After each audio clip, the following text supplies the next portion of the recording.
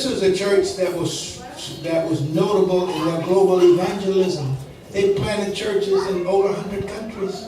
It was a youthful, a movement initially. But so that's my point. I mean, if we're to be who God calls us to be in this time, along the lines that you're saying, we must encourage our people to not just do, but master the word, because that's what I'm working on, mastery of the word, so I can speak it, because I believe that. Yeah. But if you got Bibles coming out that water down the word, it's all over the place. You look at the meanings that they attest. I mean, like some translations in terms of sons of God, whether you make it gender neutral or not. Yeah. They water that down. So but I bought a Bible. I'm reading my Bible. Every Bible is not the same. No. So that's my concern. And I just, instead of seeing instances of it being strengthened, I just wonder whether we can, because it's the work of the enemy.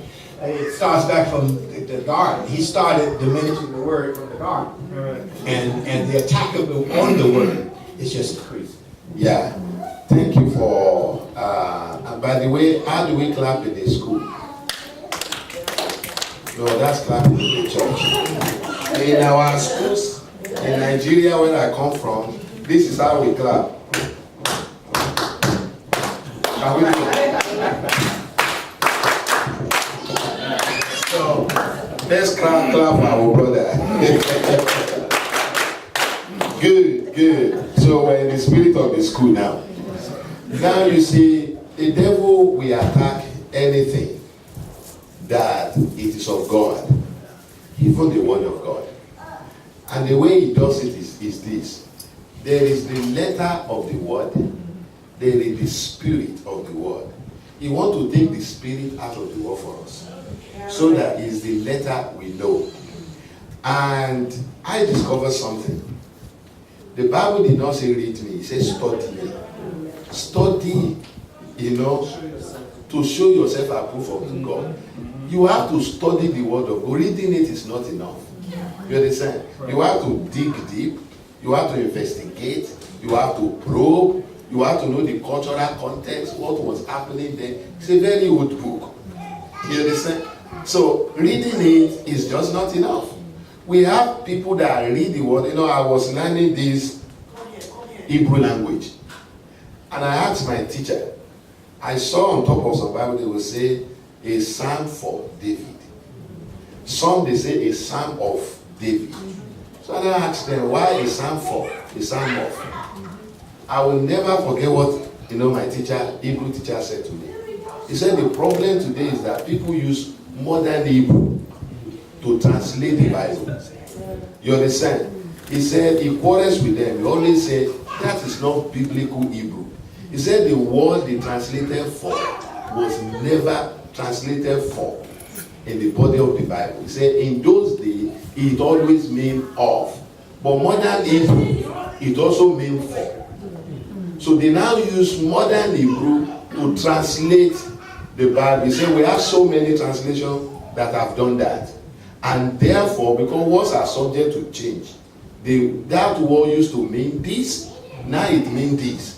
And they use modern, meaning of Hebrew to translate it. That is an error. Lastly, I believe you don't just read the word, you pray and fast on it. They brought me up to fast, even to study the Bible, not to pray. No. Wow. I am fasting and studying so I can get Rhema out of the logos. You understand? The Spirit can inspire the word and it makes meaning to me. Give me revelation. That is very, very, very important. That is lacking today. We only depend on what Pastor A said. In fact, the current generation quotes their pastors. They don't quote the Bible. Thank you. They quote the pastor and not the Bible. You understand? That is one big thing lacking today. You understand? Dig deep. Seek the face of the Lord. Amen. That's it. Reverend Paulette, how does God speak to you? How do you know this is a demon operating here? Share with us. Hallelujah. We have 2 more minutes, but we extend it Give us 15 more minutes. That's an hour. Huh? That's an hour. Make it an hour. Okay, let's have an hour. Amen. On the spot like that. Let me try. Okay.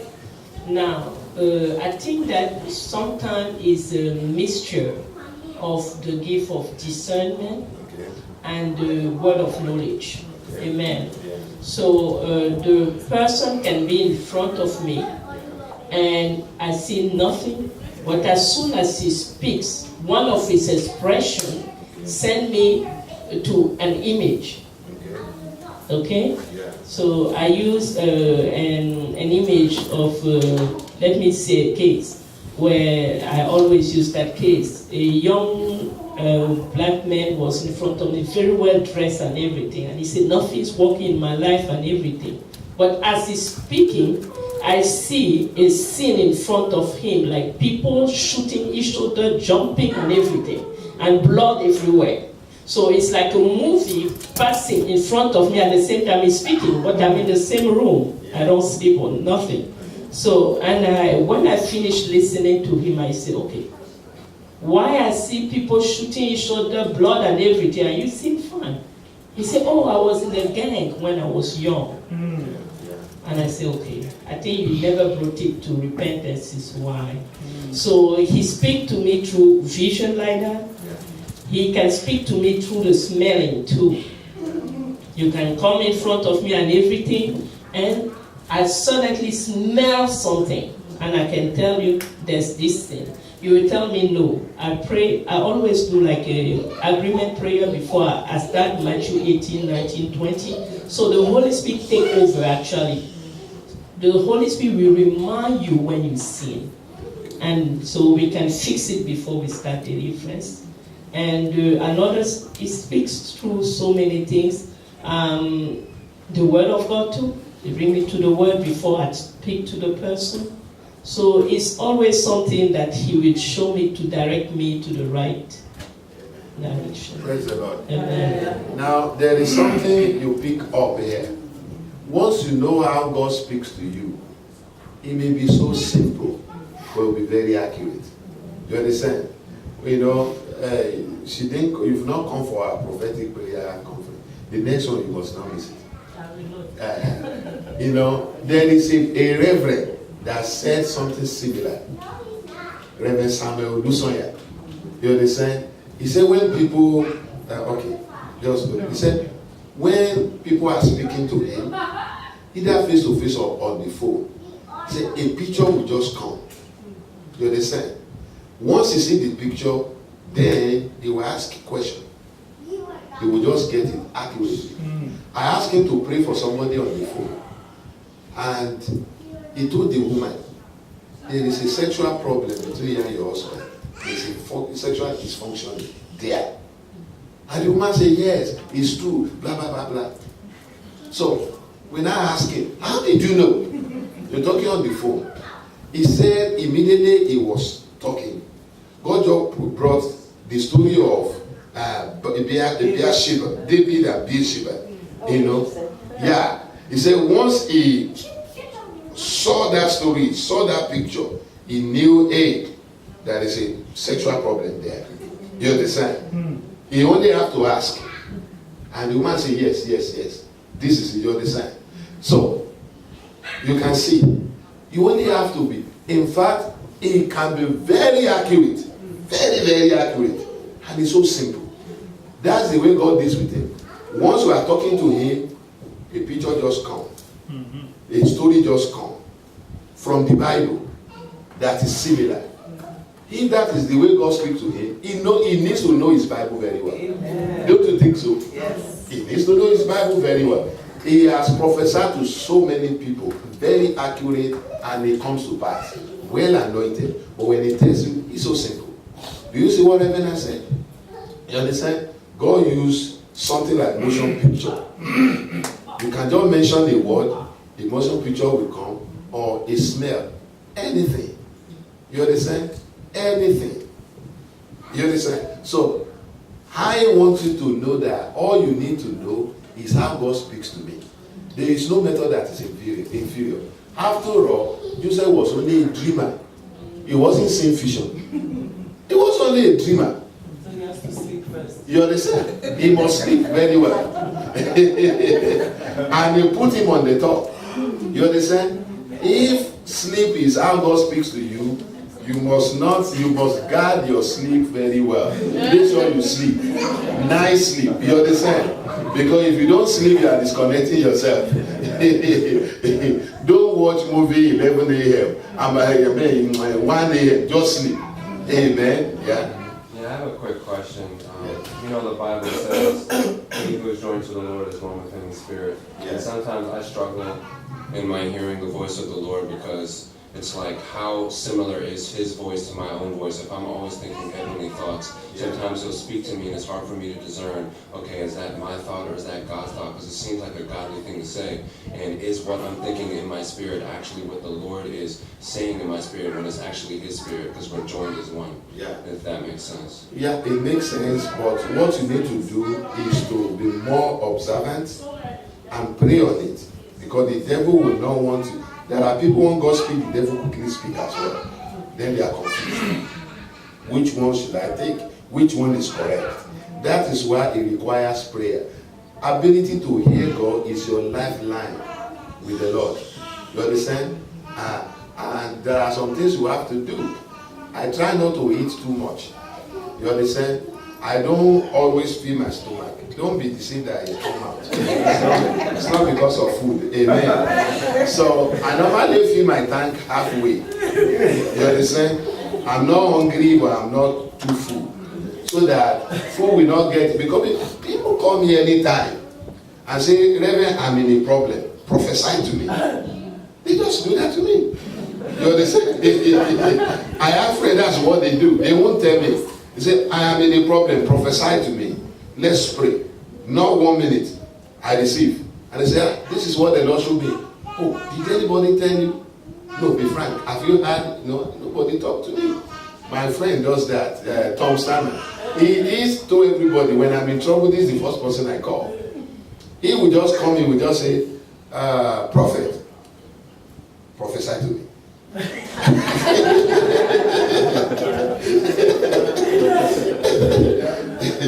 And I will say, God, yeah, I'll say, God, it has happened again. You know, they call me a prophet. You have to prove it now. Otherwise, I'll be in trouble. You understand? There are also things you need to do.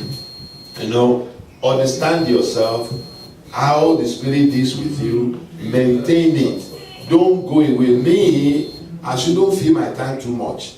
You understand? You know, every prophet knows you can't eat all the time, or you can't eat too much. You understand? That's why I want to enjoy what I eat. It be small, but I must enjoy it. Because, you know, I can't eat like everybody. Just eat a little, but something I like. You understand? I say, okay, half tank is okay. Anybody can call me, I will be in shape. So you need to also do that. You know, she can tell you, what do you do? I'm coming, just a minute. What do you do to be in shape? I think fasting is one, Yeah. and the time with him Yeah. is the number one first. Yeah. Like you can be in the presence of the Lord the whole day. I usually tell people, you pray all the time, but that doesn't mean you speak all the time. No, you pray from your heart. You need to be connected always with him. So even if someone passes in front of me, he can tell me something about the person. Just because you have that connection always. It's your heart that needs to be available first. So when you empty your heart of worries and all of this, you found out that you're always in his presence. So everything he will tell you is like a friend talking to you always. He's with you everywhere. So as you are going, it's not like my voice, his voice. No, it's what I hear him sing that I need to say to. What I hear him talk is what I need to talk to. You understand? So we are not two different. We are one. Amen. Because he lives inside me. Amen. We will pray for you on that as well. Amen. That problem will be solved today in Jesus' name. It's a very good point that you bring up. I want to say that I've been saved for a little over 40 years. About 9-10 years ago, I ran into my first expression was another man of God who referred to me as a man of God. And when he first said that, I was shocked. Hello? I'm a man of God? Nobody's ever said that to me. And those at that time, 30 years. Because part of it is your perception of yourself, the exception of yourself. See, if you think you are. Many years ago, when I got out of the service, I was living up in upstate New York, and I took the police exam. Did very, very well on the exam. I wanted to be a police officer. A co-worker in this company that I was working for said, "You're not going to make it. You're not going to get a police officer. No, there's no way." He knew nothing about me. But what did he do? Broke your confidence. Do what? Broke your confidence. That's right. Yeah. And you know what happened? You didn't become a I didn't make it to be a police officer. Why? Because I believed the wrong thing. See, God's going to speak to you, that I believe, and correct me if I'm wrong, I submit to your authority. He's either going to speak to you in your inner voice, softly, because he'll never shout, "Hey!" He won't do that, okay? He'll speak, I shouldn't say he won't do that, but more likely he's going to speak gently to you. Or he's going to use somebody else. And if somebody else is not always a human, it could be a sign. It could be a traffic sign. Because it always brings glory to God. God will not do something to bring dishonor to himself, by you or for you, okay? So, excuse me, in knowing that, you have to believe something in yourself.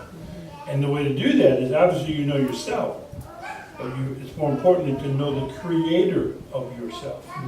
Why did he make you? Did he make you to be a failure? No. But there's an enemy of your soul that'll use anything he can do.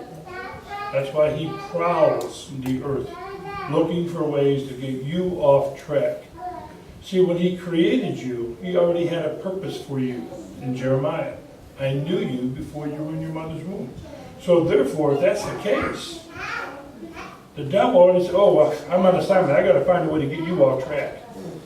Because he already knows who and what you are and where you're supposed to be. And so people don't get into that, and they run scatter here and there and there. And when you get into the church, if the church is not following God's word, then how are you going to be fed God's word? Especially if you don't have the discipline to eat God's word. Because the word comes alive in you. It's not just on the page. So we have to know ourselves, but know who God is, who made us, and what he made us for. If someone told me 5 years ago, 10 years ago, I'd be sitting here, say, "You're out of your mind. Your lobotomy worked." But the fact of the matter is, see, when that preacher, that man of God spoke to me as a man of God, that changed my perspective.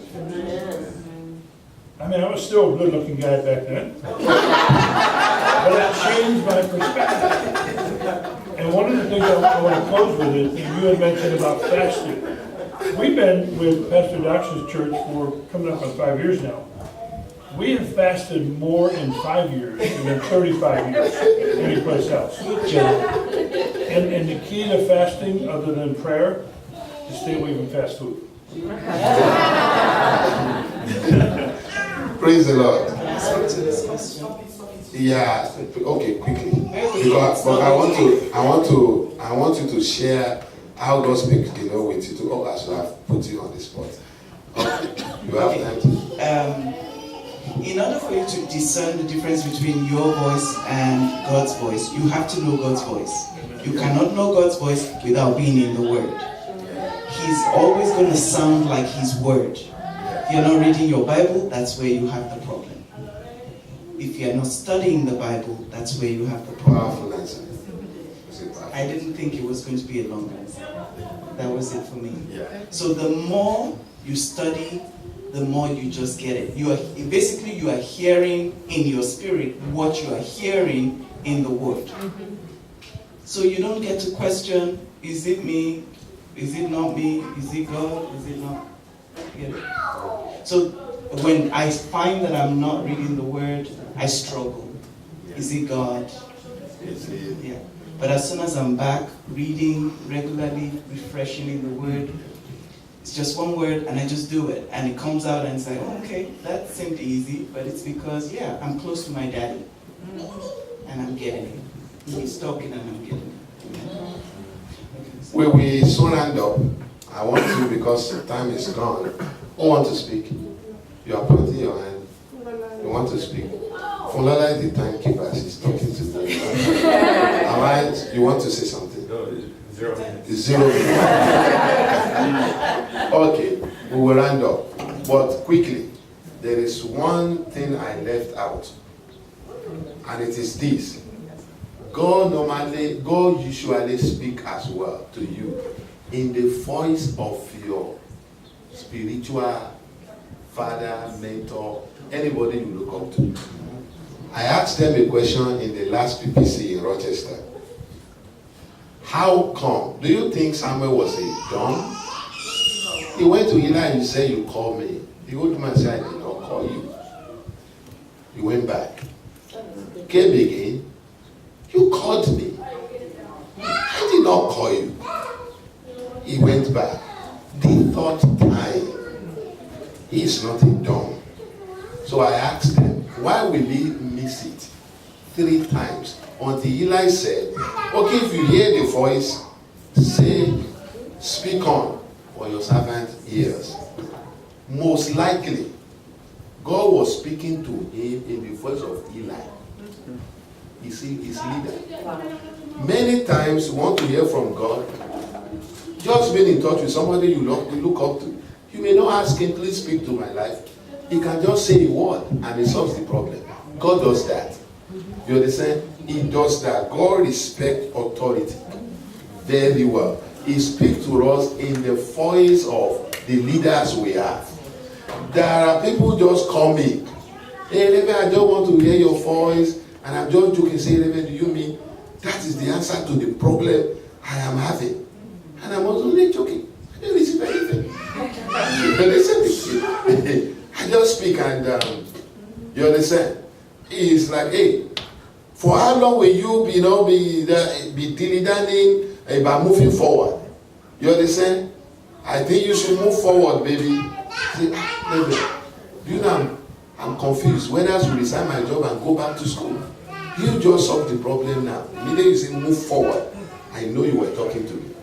Simple. I may be joking. I may just be joking. So, God does that.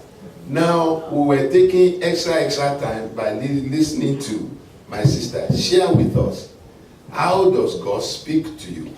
You see, the prophetic school can take 4 hours. You understand? I know you have a lot of questions to ask. I will let you speak briefly. You have a lot of, if you continue this, it's a very interesting thing. But we have to leave by 5 and we have to minister. We have to round up. Praise. Huh? For prophetic school is a whole day in Ireland. People will ask questions, they will share their experiences, then we will pray. It is always fire. Amen. Now, let's listen. I think, I'm sorry. Praise the Lord. Okay, good. I think recently I started moving with Reverend Paulette last year. And she would say, I believe this is happening. I saw this and it's like, God, I can't see. What are you doing? How is she seeing? I have to sleep first. I'm one of those people, I have to sleep first. And in a dream, I get the revelation. But I understood immediately, you can't always go to sleep. Okay, so a person walks in and says, Eniola, I have a problem. And I go, okay, let's talk tomorrow. I have to sleep. So I was very nervous. And I was like, God. So she would teach me a little bit about deliverance, and I would go. And then when I get home, I felt so inadequate. So she would call me, and I wouldn't answer my phone. She would call me, So she will leave a message, my runaway student, where are you? But I just felt so inadequate in in seeing. Then one day I was just walking and God said to me, you can hear me. You don't need to see. You can hear. Wow. And I go, that's true. That's you talking. Says, good. So when you get there and you're ministering in deliverance, I say, speak to her heart. Do that. If I say, tell the demon on her shoulder to move off, do exactly that. If I say, he's sitting on the leg, you do that. That's it. And I go, oh, okay, I can do that. So I hear a lot. As I'm moving through the day, I hear. He can just say, see that lady over there? Do that for her. Move that way. And it always happens that I find out later, oh, that was the exact thing she was looking for at the time. So I was very comfortable with hearing. So, but I do know that one of the ways, because I know he speaks to me in dreams, when I'm not dreaming, I know I have to have a check in my spirit. I back off, just like Reverend says, and I just step off, like, no, I'm not ministering, I'm not talking to anybody right now, and I go find out why I'm not hearing. That means I'm taking notice. Remember that he was talking about taking notice about the burning bush? That's what it is. So most people make the mistake and they keep going. Like, these are God's people, they need help. And I'm like, well, you better find help for your people, because I'm not seeing you, I'm not hearing you, and I can't help them. Do you understand? The other way, because I told you about the word, because I study the word a lot, I've studied the word a lot, I just talk. I don't know how that happens. And I'm talking, and people are saying, that's true. And I'm like, what are you talking about? Okay? So the Spirit of God in me, I see him take over. And he starts ministering. And I get really serious. I don't know what the next thing out of my mouth is going to be, but he's doing the praying, he's doing the talking, but I see that that gifting is from when you are in his presence a lot. You're in his presence a lot and you give him room, he just starts moving and you are like, oh my God, I didn't know I was going to say that. Why did I say that? You question yourself because your mind is reeling like, that's not me. I wasn't thinking about that. I saw a good example was I saw a lady pass by one day, and he said, that's your assignment. I said, I don't talk to her. So she goes by first time, second time he goes by, and all of a sudden I was pushed to say, hi! And I'm like, okay, now I've said hi. He goes, oh, yes ma'am, how are you? And I'm like, okay, what's the next? I'm fine. So I believe God wants me to talk to you. It was so awkward because I was telling him I'm not going to talk to her. And he just kind of took over like, she needs to hear from you. Do you get it? Yeah. So he made me talk to her and I'm like, well, what are your problems? Just tell me what your problems are. Because I don't have the sight at the moment to say, this is what's going on in your life. So it's like, let's not waste time. I may not be talking to you in the next 3 years. So what's your problem? I just want to pray with you. And people are sometimes receptive to that because they're so shocked that you haven't talked to them before and you're just asking about their problem and you want to solve it.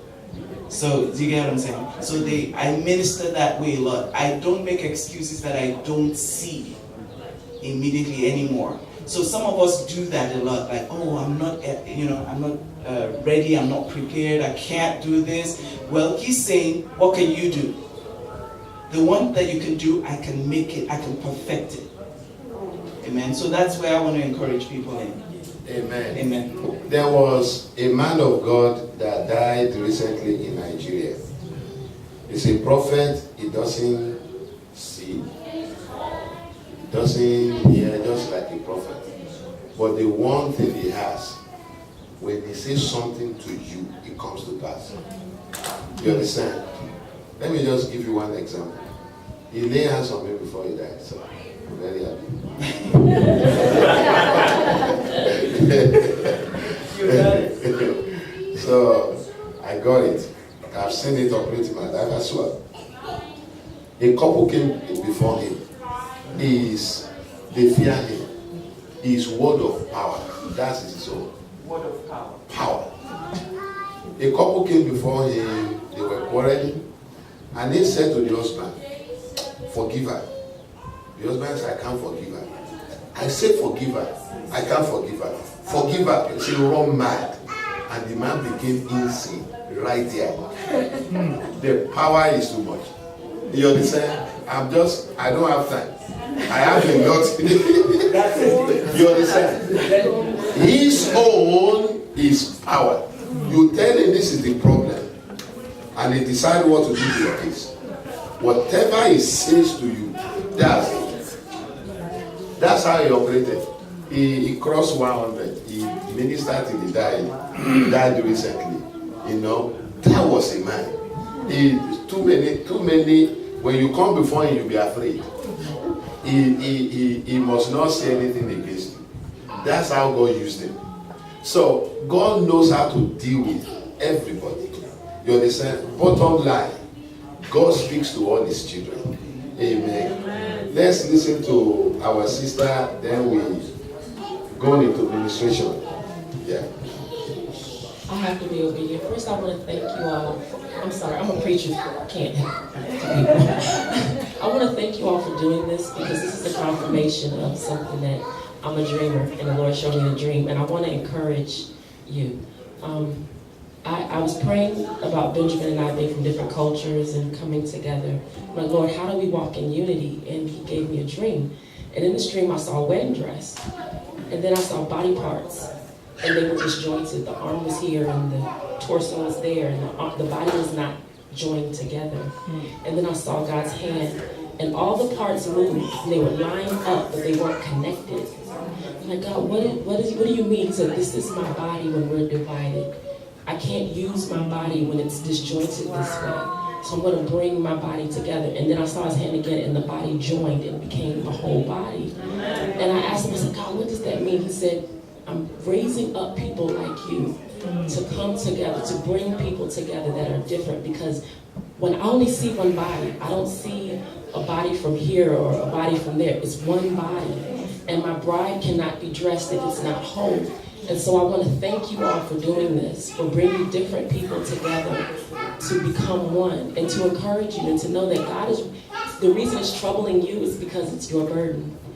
And you're one of the people that God is calling to bring unity into the body, into the world, because we still, as a remnant, have a job to do. So I just wanted to offer that, and I hope it's okay. But thank you so much for this. Praise the Lord. Lastly, before we start ministration now, listen to this very well. We always come together when we have a common problem. You understand? It's only problem that brings us together. Anytime we have peace, that's, we've not been able to manage peace. God forbid if they start killing Christians now. You understand? You see unity, we just run to each other. They are running after me. Come. You see everybody, because it's a common problem. So that has been the story of the church. You understand? Maybe that's why God is always sending problems. So we'll have a common problem. So that we have a common problem and come together. Amen. Praise the Lord. Okay, let's start prophetic ministrations. Then there were 3 chairs here. Whose phone is this? Is it yours? Okay. I have mine. Okay. Yes, just like Yes. 3 or 4. There are 3. If your family, Can you add mine? if your family is larger than 3, the father will stand up.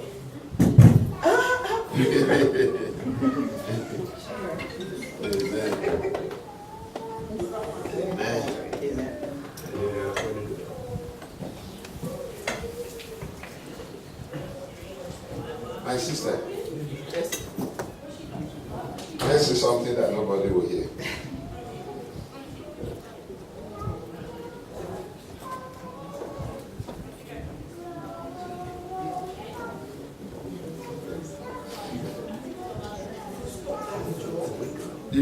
what we said? Yes. What did we say? Amen. And now, my sister and Reverend Muji, you'll be handling the prayer. Whatever is the prophecy people receive, when they come to you, they discuss with you, you pray with them, and give them more words on it. You understand? Is that good? That is very good. So once we finish ministering to you, you go to them, then they pray with you.